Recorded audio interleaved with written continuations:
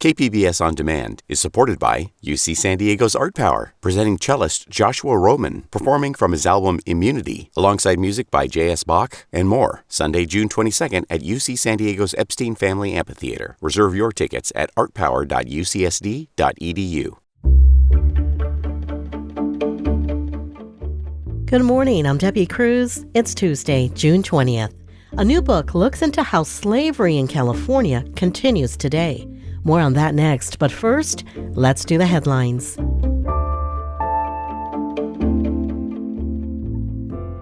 MTS routes in the South Bay and East County are back in operation. This comes after a strike put them out of operation for a month. Drivers returned to work yesterday after Teamsters Local 683 and Transdev reached an agreement over the weekend. Routes in the South Bay are running every 30 minutes instead of 15, but routes in East County are back to their normal schedule. Street-side dining near beaches in the city of San Diego may soon be a thing of the past. That worries people like Joe Bartling, who is the general manager and part owner of 710 Beach Club in PB. If they take it all away from us, that'll be a real drag. Because, people like to sit outside, especially this close to the beach. So we're just keeping our fingers crossed, trying to stay positive.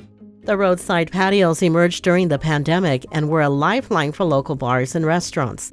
But the State Coastal Commission plans to curb the practice in the coming weeks because the eliminated parking spaces could limit people's access to the coast. The San Diego City Council recently agreed to the Commission's recommendations. Affected businesses can keep their street-side dining areas if they replace the eliminated parking spaces with free nearby off-street parking. Today's the last day of spring and temps are expected to warm up today. It'll be sunny with temperatures in the low 70s, and the same goes for tomorrow. But don't get too excited just yet, because the National Weather Service says it's expected to cool down again at the end of the week. A new book looks at the history of slavery in California and how it continues today. We have this aura of this utopian dream of sunshine and surfers and the wine country. All of that is sitting right on top of a desperate situation of modern slavery. More on that next, after the break. KPBS On Demand is supported by Splatero, helping homeowners pay off debt by offering streamlined access to your home's equity with no additional monthly payments or new debt. Splatero provides a lump sum payment in exchange for a share of your home's future value. Pre-qualification is available at splatero.com.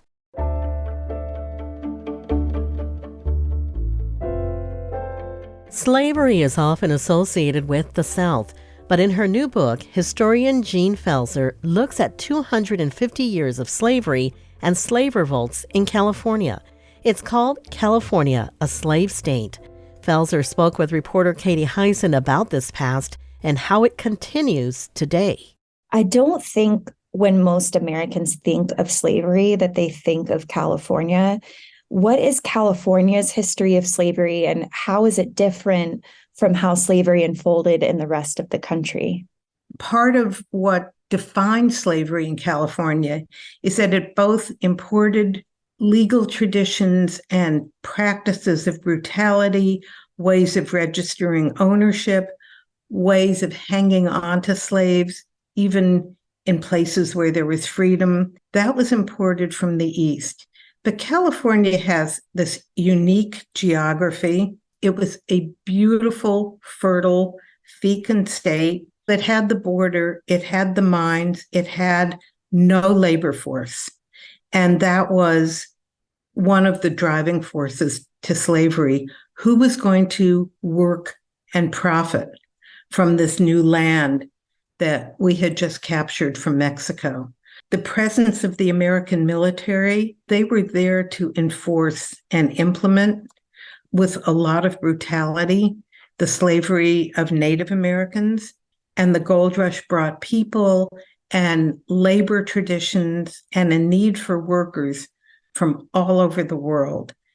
What I didn't know, even growing up in California, was that plantation slave owners had marched about 2,000 enslaved plantation Blacks from the South. And so there was a tradition of Southern slave owners who immediately took control of the state and wrote their codes into California law. You wrote that California entered the United States with a state constitution to never tolerate slavery, then within months legalized enslaving indigenous people. When I read that, I thought it's racial injustice just underneath a progressive surface. Do you see ways that persists today in California? We have this aura of this utopian dream of sunshine and surfers and the wine country and great food and a free-spirited sexuality.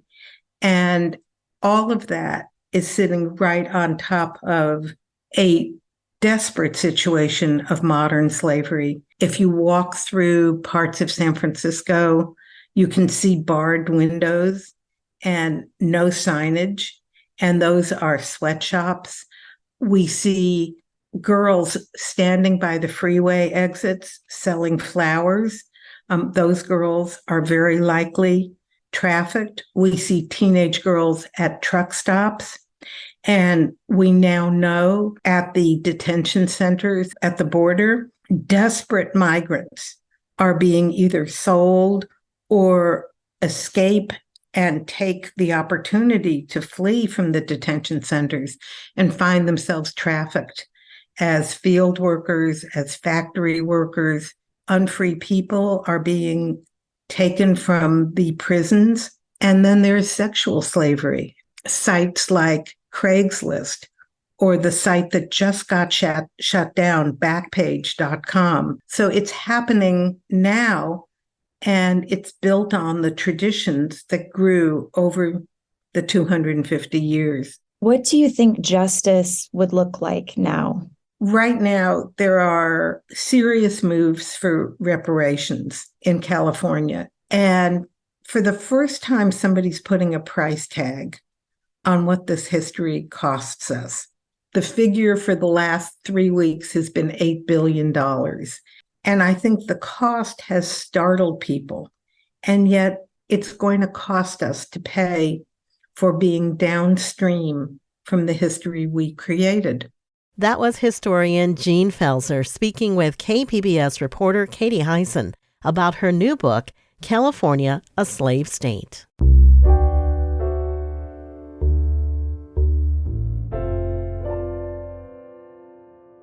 The long-running effort to redevelop the sports arena in San Diego got a big boost when billionaire Stan Kroenke became the project's main investor last week.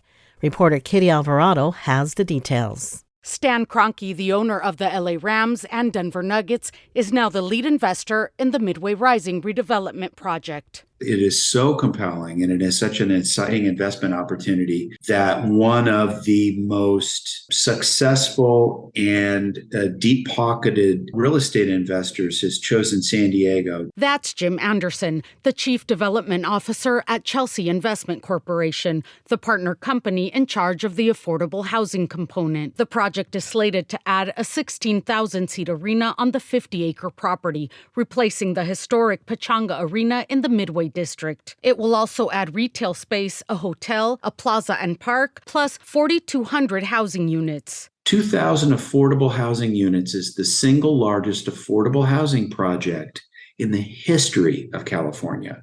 It's never been done. Are we going to do it?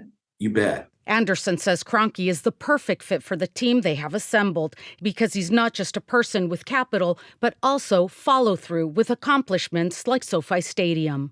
That takes an individual that is willing to push and push hard to achieve that result. I think it's a great endorsement of this project and a great endorsement of our region. He says the backing of such a large investor willing to pour money into Midway Rising makes what is now a vision one step closer to becoming a reality. It simply just really gives the project a turbo boost. The cost for the Midway project is expected to be disclosed next month. Kitty Alvarado, KPBS News. 4 additional miles of carpool lanes on the 5 freeway have opened in North County. As North County reporter Alexander Wynn tells us, it's supposed to reduce commuting times by half. 9 miles of HOV lanes opened on Interstate 5 last year. With the additional miles, the North County coastal communities will have a total of 13 miles of carpool lanes.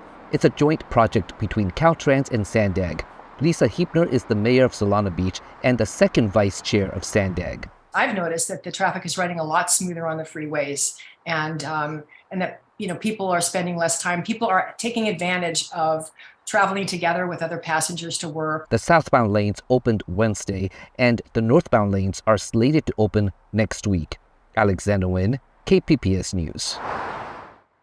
In other transportation news, traffic calming infrastructure is being made permanent on a street in PB. Metro reporter Andrew Bowen says the project began at the beginning of the COVID pandemic. 3 years ago, San Diego began its Slow Streets pilot program on Diamond Street in Pacific Beach. Signs directed drivers to take parallel streets for through traffic.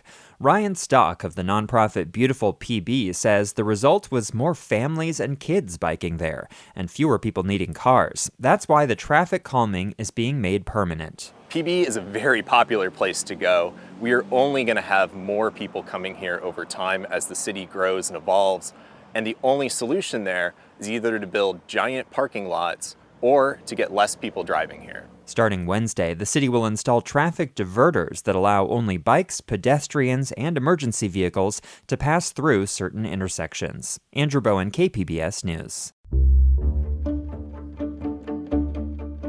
Coming up, we continue our public arts series with artist Roberto Salas. I said, I have to create something that sort of offers the family a place to be, a place to walk, to meditate, to think.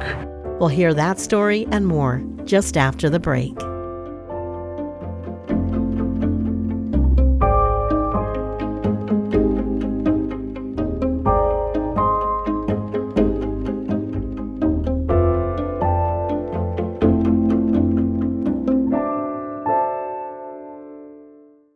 KPBS On Demand is supported by Latino Legacy Foundation, presenting their Storyteller series, Reach for the Stars with Ellen Ochoa, the first Latina astronaut. Welcome Serenade by the all-female mariachi Amapolas, Sunday, June 29th. More at latinolegacyfoundation.org.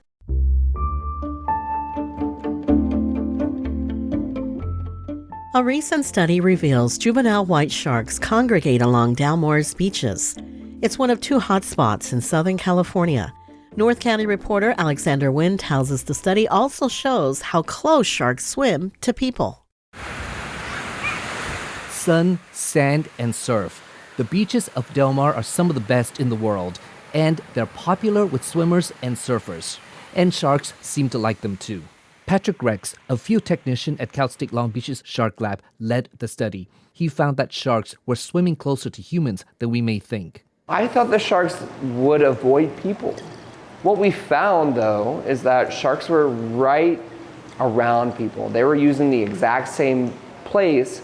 The study found that juvenile white sharks are concentrated in two areas, South Santa Barbara County and Del Mar. In those two spots, sharks were swimming next to humans around 97% of the days surveyed. But there were no reports of a shark attack in the surveyed area during the study. Alexander Nguyen, KPBS News. On the topic of sea life, SciTech reporter Thomas Fudge tells us how the California squid withstands drastic changes in water temperature. The only thing most of us know about the California market squid is that plate of calamari we got at the restaurant. But UC San Diego molecular biologist Kavita Rangan also knows they're able to survive in tropical regions and in ocean waters near freezing.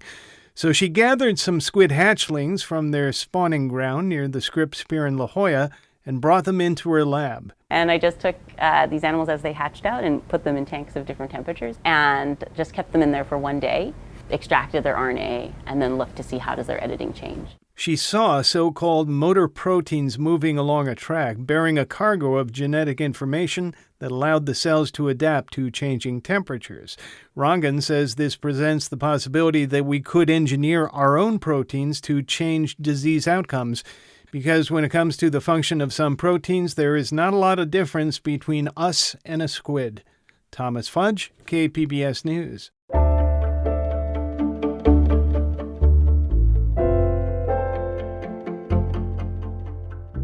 It's been said that public art can greet us, provide entry points, and even force a conversation.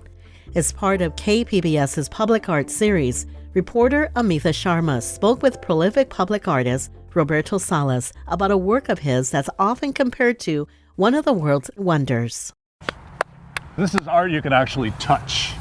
This is art, in the words of its creator, Roberto Salas, that should give you a sense of the primordial, historical, archaeological. It's made of terracotta-colored sandstone, extracted, cut, and transported from the quarries of New Mexico in 2001. It now stands in a stretch of park on Grove Avenue in the South Bay community of Nestor. This piece is called Plaza Piedras. So a plaza, I figured that could be a plaza. Piedra, of course, is stone. San Diego's Commission for Arts and Culture hired Salas to create artwork meant to offset the drab industrial feel of the nearby wastewater treatment facility called the Grove Avenue Pump Station. His work sits in what was once an empty lot among homes and apartments. There was a lot of people walking through this particular street in this community of Nestor with strollers, a lot of families. I said, I have to create something that sort of offers the family a place to be, a place to walk, to meditate, to think. The piece starts with a few sandstone benches that line Grove Avenue, then continues on either side of a sidewalk into the park all the way to its center. There stand 4 13 feet tall sandstone pillars. I needed something upright, something to look up and admire, and it's bigger than we are. You know, everybody says, oh, is it Stonehenge? Salas says no, but the vibe of the stone pillars is ancient. It looks like you're looking into the universe. Plus, they have fossils, a lot of beautiful imprints, and there is something mysterious about them. I feel that there's a frequency through each stone, and they do have souls. He put his own markings on the stones. They are markings that sort of reminisce old pictographs or petroglyphs that I have in there. Each of the 4 stone pillars has a stencil of the elements.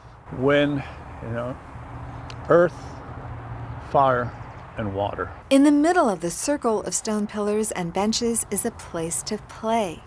This piece here, what you're seeing right in here, is a 20-foot diameter sandbox or sand circle.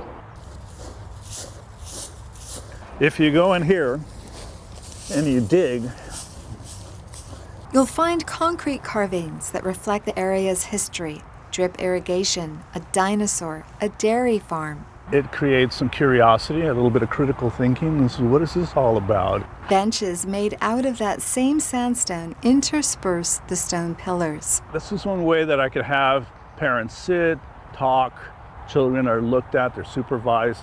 So I love the fact that somebody can come here and say, oh, okay, I really like what's going on here, and they can enjoy it. It gives them a sense of place.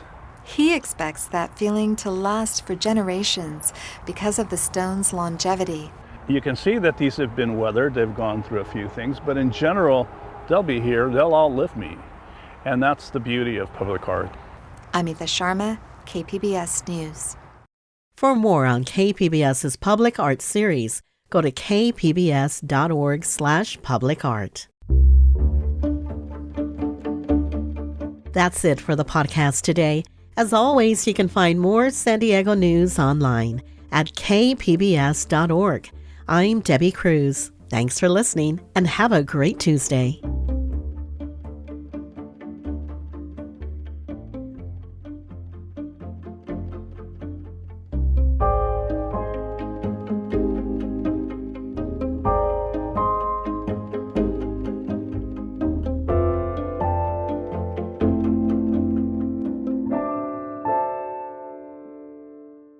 KPBS On Demand is supported by the San Diego County Toyota dealers, offering a new 2025 lineup of vehicles at your local Toyota dealer, including a new Tacoma with turbocharged 4-cylinder engines and a hybrid powertrain option. The San Diego County Toyota dealers. We make it easy.